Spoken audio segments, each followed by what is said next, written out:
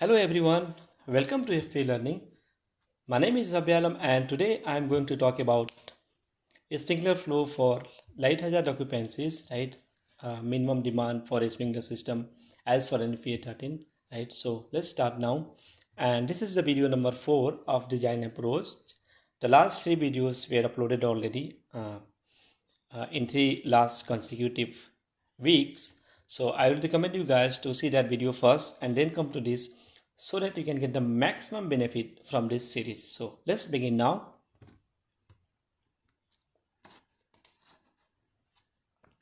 So what we are going to assume that we want to calculate minimum flow in GPM for a building which is light hazard occupancies, right? And we are going to assume a density of 0.10 GPM per square feet over an area of 1500 square feet, right? From where it comes? It comes from this density area curve, right? So this density area curves 193311 of NFPA 13 says that if you can read the curve, here we have a density and here is the area of operation inside the building. So if you facing problem with this density area curve, I would recommend again to see the first design approach video where I have discussed this point. So for the light hazard over 0.10, I'm just going to take, this is our 0.10, right? And if you are taking 0.10, we must have to take 1500 square feet. So I'm just going to stick with this point and then I'm going to calculate the sprinkler demand. So let's start now the steps, right? So I'm coming here, right? So the first step,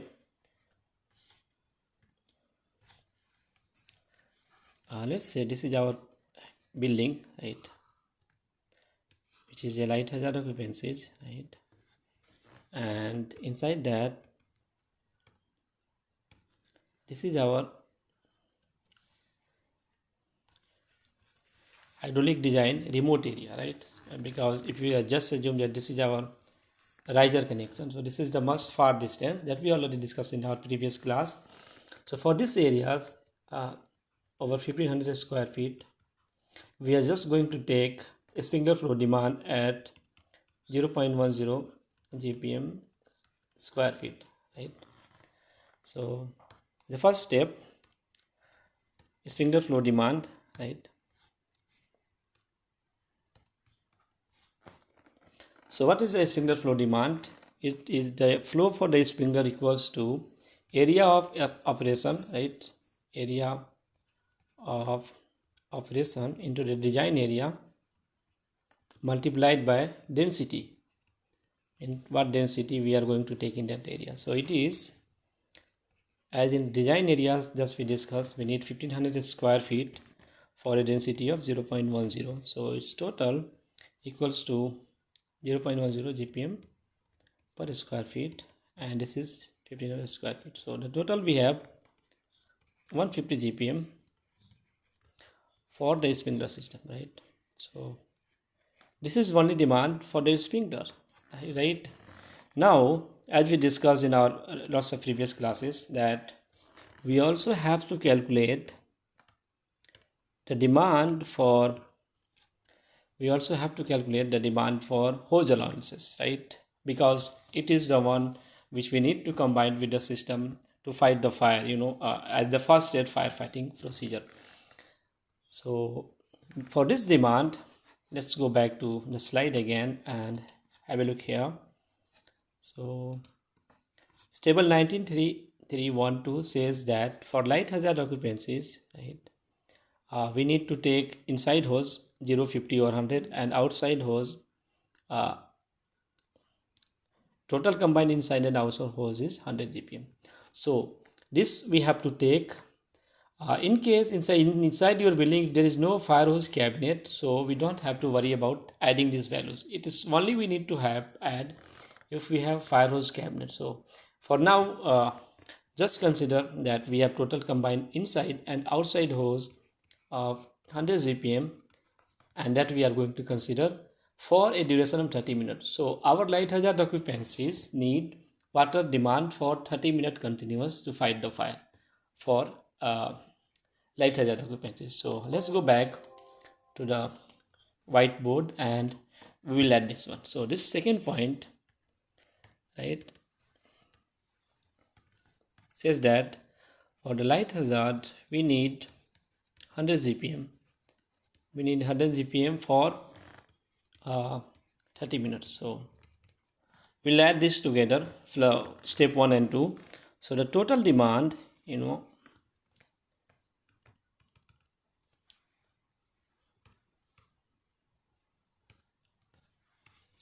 so the total demand we have 150 plus 100 GPM equals to 250 GPM, right? So our sprinkler system need 250 GPM, total combined sprinkler plus hose allowance, right? If you want to get this value into LPM, you have to multiply this 250 GPM to 3.75, because 1 GPM, 1 US gallon per minute equals to 3.75 liters, right? So 1 US gallon equals to 3.75 liters. So we can multiply this to 3.75 to get the values into LPM. So if you multiply 250 into 3.75,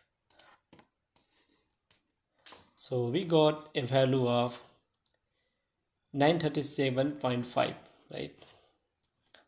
Let's use online calculator for 250 GPM to LPM. It is 946. So let's take 946, right?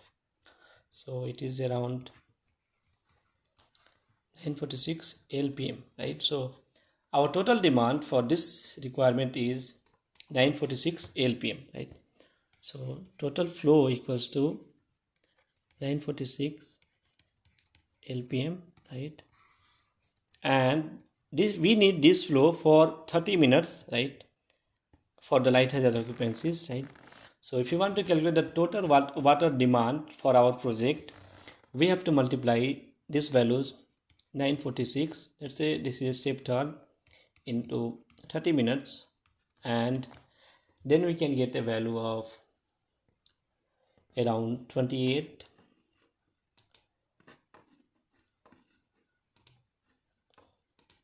946 into 30 minutes, so it is around 28380, right? So it is around 28380 liters. So we need 28380 liters of water supply for a light hazard occupancies for about 30 minutes, right?